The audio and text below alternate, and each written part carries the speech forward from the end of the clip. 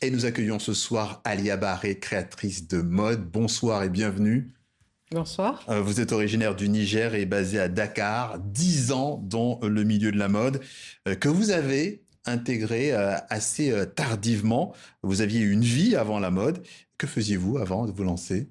Donc, à la sortie de mes études, donc j'ai fait des études de business international. Donc, j'ai travaillé en banque plusieurs années et également dans un cabinet d'actuariat, donc en tant que conseillère en optimisation de carrière en retraite. Donc, vraiment rien à voir.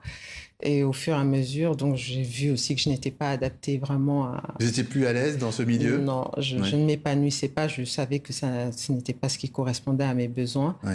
Et l'envie donc de m'orienter vers la mode, c'est petit à petit imposé à moi, quoi. Oui, mais quand on quitte un métier, on a aussi un déclic pour aller vers l'autre. Quel Exactement. a été le déclic en fait? Le déclic, j'ai commencé à faire des tenues pour mes filles. Je venais d'avoir des enfants. Et donc, comme quand elles étaient en bas âge, j'ai commencé à faire des petites robes en couture. Et au fur et à mesure, des succès, des échecs, je me suis trouvée, j'ai plongé dans le bain et j'ai plus voulu en sortir. Donc, ça s'est imposé à moi et j'ai juste voulu continuer. C'est là où je me suis inscrite dans une école de design pour poursuivre le cursus complet. Oui, parce que vous avez voulu vous former aussi quand même. C'était Exactement. pas uniquement, Tout à fait. c'était au-delà du loisir, évidemment. Exactement. On a vu quelques-unes de vos créations passer, tout en couleur, tout aussi complètement. Enfin, tout ça, c'est très très joli. Qu'est-ce qu'elle raconte? Est-ce qu'il y a un trait d'union euh, qui est votre signe, votre marque à vous? Alors, c'est surtout dans les silhouettes. Donc, c'est souvent des silhouettes assez, bon, à la fois fluides et structurées. Je ne sais pas Hmm. si je me fais comprendre, mais il y a toujours, et le côté hourglass, enfin, c'est la silhouette où on essaye de cintrer au niveau de la ceinture, Oui. et puis après, une fluidité. J'aime bien dire en rigolant que c'est du halal sexy, c'est-à-dire que vraiment par rapport aux femmes africaines d'aujourd'hui, pouvoir trouver quelque chose qui puisse se porter avec confort, mais où il y a toujours cette élégance africaine qui se dégage dans les matières, dans la fluidité lorsque la personne marche. Et donc, c'est ce qui se retrouve très régulièrement. Hmm. La morphologie, donc pour vous, c'est primordial. C'est primordial. Il faut vraiment qu'on adapte en fonction de la morphologie des femmes africaines, mais également de leurs besoins. C'est-à-dire que la manière dont on s'habille en Afrique de l'Ouest ou en Afrique de l'Est, même Afrique du Sud, n'a rien à voir.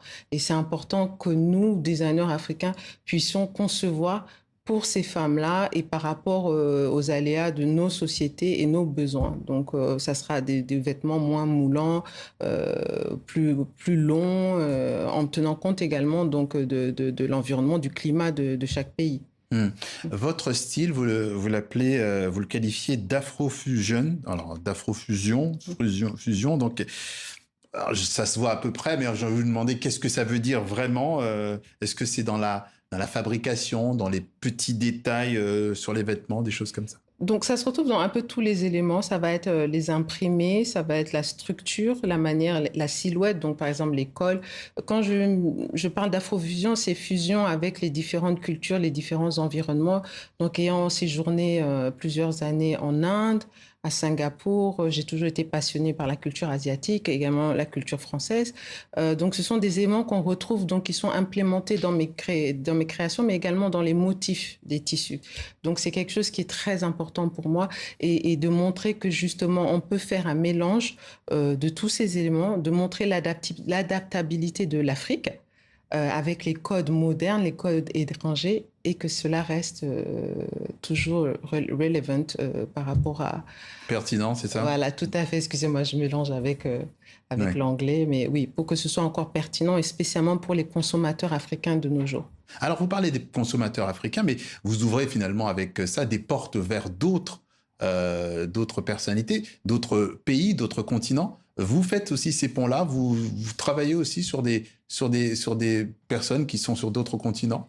Oui, tout à fait. C'est-à-dire que je vends déjà principalement en Afrique, Donc, dans des pays de la sous-région, donc j'ai beaucoup de clients en Afrique du Sud, au Bénin, donc au Mali, au Niger. Donc, vraiment, c'est pour moi, donc pour chaque région, il est important d'être représenté et de représenter ces femmes-là. Parce qu'il y a vraiment un besoin maintenant où les gens veulent consommer ce qui leur correspond. Donc, en sachant, comme je dis, c'est pas, je ne m'intéresse pas forcément dans un premier temps à l'Europe ou à l'Amérique, parce que je considère que le marché africain par lui-même se suffit. Oui. Mm-hmm. Quand je préparais cette interview, j'ai vu que votre approche du vêtement est une approche tactile. Vous avez parlé de ça, approche tactile. Alors, je me suis dit, est-ce que vous pourriez nous expliquer ce que ça veut dire, l'approche tactile? Alors, je suis une passionnée de tissus. J'adore les tissus, j'adore les matières et je trouve que c'est quelque chose de vivant. Pour nous, c'est quelque chose qui est en 2 dimensions. Donc, on a la largeur et la longueur. Et après, nous donnons de la dimension. Nous l'amenons en 3 dimensions à travers les découpes, le drapé. Et tout ça est dans le toucher. La matière et les clients voient la différence. Ce qui fait dans une tenue qu'on aura envie de porter très régulièrement et une autre, c'est aussi le toucher, le contact à la peau, parce qu'il n'y a rien de plus près de soi que le vêtement qu'on va porter. Et donc, pour moi, c'est très important ce toucher, cette délicatesse. Donc, à chaque fois que je vais pour acheter des tenues, des tissus, c'est toujours cette notion de toucher. Je caresse les matières pour les ressentir et selon la fluidité, la manière dont cela va tomber, le tissu me parle, entre guillemets. Donc 2 dimensions, mais après 3 dimensions qu'on envelopper en fait la personne avec le... On sculpte le vêtement. Pour moi, c'est ça, c'est cette perception. On sculpte le vêtement de manière à ce qu'il s'adapte et qu'il embellisse la femme ou l'homme au quotidien. Comment se passe le processus de création et de repérage des matières? Parce que on peut parler des matériaux, on peut aussi parler des petites mains, des artisans. Comment vous travaillez? Alors, il y a plusieurs aspects. Donc, il y a les artisans avec qui je travaille localement lorsqu'il s'agit de pagnes tissées ou autres. Ensuite, je vais produire, excusez-moi, avec des graphic designers pour des imprimés que je vais développer individuellement. Désolée, j'ai un chat dans la gorge. Oui. Et ensuite, il y a également ce qu'on trouve sur les marchés locaux. Donc ça, pour ce coup, on trouve, et c'est là où j'effleure, je découvre parfois vraiment des perles, donc des tissus, c'est souvent des fins de série, de marques et autres, et là, je les achète et on trouve des trésors de la soie pure, naturelle. Donc c'est vraiment un peu dans tous les sens et je laisse le tissu me parler et me dire ce que je vais faire avec. Bon, on voit aussi, ça peut être un peu difficile pour vous aussi à la fin, donc on va pas poursuivre. Juste quand même rappeler que vous célébrez vos 10 ans dans un mois à Kigali, avec une nouvelle collection qui s'appelle White Side Story, c'est ça? Voilà, Alia Barré, créatrice haute couture et qui est notre invitée. Merci d'être passée par le journal de TV5 Monde. Merci à vous.